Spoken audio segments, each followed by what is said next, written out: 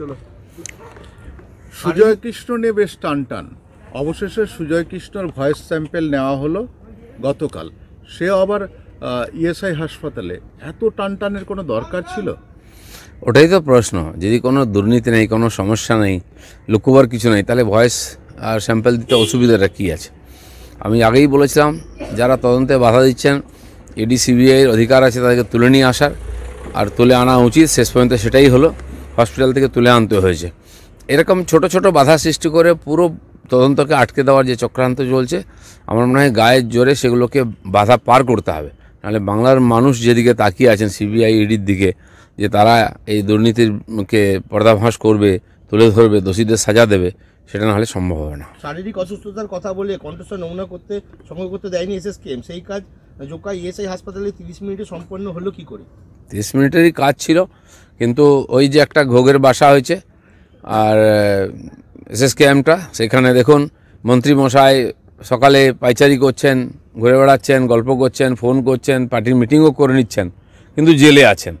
এই ধরনের চালাকি, এটা বিচার ব্যবস্থার প্রতি মানুষের আস্থাকে কমিয়ে দেয়।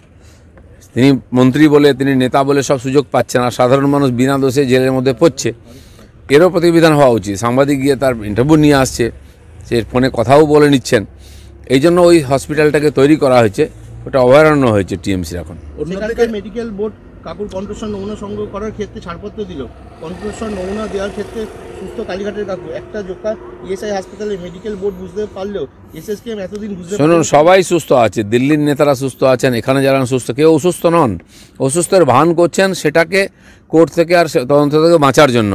সেই জন্য জোর না করলে এই তদন্ত শেষ হবে না। সবাই জানে এটা, এই যে চালাকিটা হচ্ছে, এখানকার রাজ্য সরকার তাদের সমস্ত রকম আর সোর্সকে কাজে লাগিয়ে থেকে বাঁচাবার চেষ্টা করছেন, আর এই জন্য বিলম্বিত হচ্ছে, দোষীরা সাজা পাচ্ছে না, মানুষ ভরসা করতে পারছে না। আর জোকা ইএসআই হাসপাতালে ফিট সার্টিফিকেট পাওয়ার সেই কাকু আবার এসএসকেএম হাসপাতালের কেবিনে ভর্তি কেন? না, কেবিনে তো ছিলেন, কেবিন থেকে বার করতে পারছিল না, কারণ বেরিয়েছে। আজ যদি সত্য সামনে আসে, দোষ প্রমাণ হয়, সবাইকে ভেতরে যেতে হবে। বেশি দিন ওখান থেকেও বাঁচতে পারবে না, কিন্তু চক্রান্ত চলছে, বাঁচাবার চেষ্টা চলছে, কোর্টকেও ভ্রমিত করার চেষ্টা হচ্ছে। দাদা, টিএমসি এমএলএ মনোরঞ্জন ব্যাপারীকে টিএমসিরই জেলা পরিষদ সদস্য রুনা খাতুন এবং তার স্বামী প্রাণনাশের হুমকি দেয়। দেখুন, টিএমসিতে কে কাকে হুমকি দিচ্ছে, কার বিরুদ্ধে বলছে, যারা সিনিয়র লিডার, যাদের নাকি সরাবাচ্চা চলছে, তারাও নিজেরা যে লড়াই করছেন, হুইপ আর এমপির মধ্যে যে লড়াই চলছে, রাস্তার লড়াই শুরু হয়ে গেছে। এমএলএ মন্ত্রীর সঙ্গে, কাউন্সিলরের সঙ্গে এমএলএ লড়াই, আর সমস্ত স্তরে যে সংঘর্ষ চলছে, তারপরে পার্টিটা টিকে আছে, এটাই আশ্চর্যের বিষয়। তো প্রাণনাশের হুমকিটা নতুন কিছু নয়, প্রাণে মেরেই ফেলছে। যতগুলো টিএমসির নেতা মারা গেছে, যেখানে খুন হয়েছে, এমএলএ হোক, কাউন্সিলর হোক, প্রধান পঞ্চায়েত বা অন্য কোনো নেতা, তারা অভিযোগ কার দিকে তুলেছেন? তার পরিবারের লোক, পার্টির লোকের বিরুদ্ধে, যে পার্টির লোকেরাই মেরেছে, নিজের গোষ্ঠীদ্বন্দ্বে মারা গেছে, ভাগাভাগি করতে গিয়ে মারা গেছে, বাইরের কেউ মারছে না। তারা যদিও আমাদের ঘাড়ে দোষ চাপাবার চেষ্টা করেন, অন্য পার্টির লোককে কেস দেন, কিন্তু এর পিছনে পুরোপুরি তাদের পার্টির লোকের হাত আছে। পার্টির মধ্যেই সংঘর্ষটা এখন চলছে। কুণাল প্রসঙ্গে বিস্ফোরক আব্দুল করিম চৌধুরী, কুণাল ঘোষকে খুব তাড়াতাড়ি বহিষ্কার করা উচিত। কুণাল ঘোষ একজন ননসেন্স, প্রবীণ ছাড়া কোনো দেশ বা রাজ্য চালাতে পারে না। অভিষেক বন্দ্যোপাধ্যায় এখনও বাচ্চা, তার এখনও অনেক শেখার বাকি আছে। বিস্ফোরক আব্দুল করিম চৌধুরী। দেখুন, কে কার বিরুদ্ধে কী বলছেন টিএমসির নেতাদের যদি আমাদের উত্তর দিতে হয়, তাহলে আমাদের আর কোনো কাজ করার সময় থাকবে না। এটা ওদের বাড়ির ব্যাপার, সামলে নি। কারা কারা আছে পার্টিদার, কাদের নিয়ে এই পার্টিটা চলছে, পশ্চিমবাংলার মানুষের কি এদের কাছ থেকে কিছু আশা আছে?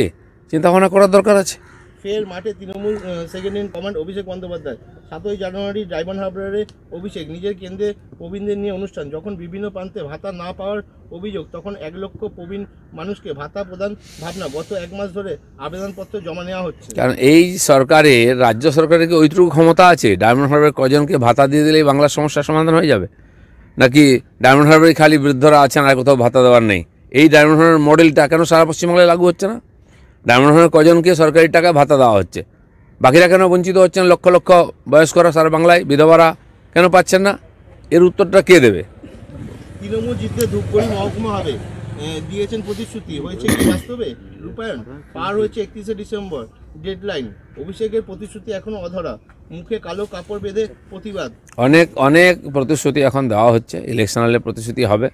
টিএমসি কতগুলো প্রতিশ্রুতি রেখেছে আপনারা দেখুন, আপনারা নিউজ করছেন বিভিন্ন জায়গায়, কালকে নিউজ দেখলাম মিষ্টি হাব তৈরি হয়েছিল, সে বন্ধ হয়ে গেছে। এই যে কোটি কোটি টাকা খরচা করে খালি ভোট নেওয়া হচ্ছে, তারপরে ভুলে যাচ্ছেন প্রতিশ্রুতির বন্যা বই দেওয়া হয় ইলেকশনের আগে। সে সমস্ত প্রশ্ন করা উচিত টিএমসি লিডারদেরকে। অমৃতা সিনহার হস্তক্ষেপে গতকাল যেরকমভাবে ভয়েস স্যাম্পেল নেওয়া হলো কালীঘাটের কাকুর, অন্যদিকে সিআইডি অমৃতা সিনহার স্বামীর ভয়েস স্যাম্পেল টেস্টের জন্য পরশুদিন ডেকেছিল ভবানী ভবনে, তিনি অনুপস্থিত। কি বলবেন?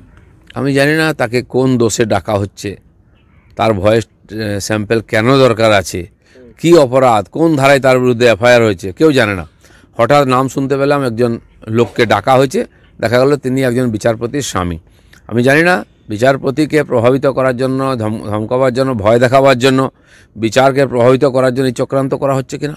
আমরা দেখেছি এর আগে ভারতী ঘোষ একসময় তাদের হয়ে খুব কাজ করেছিলেন, জঙ্গলমহলে এসপি ছিলেন।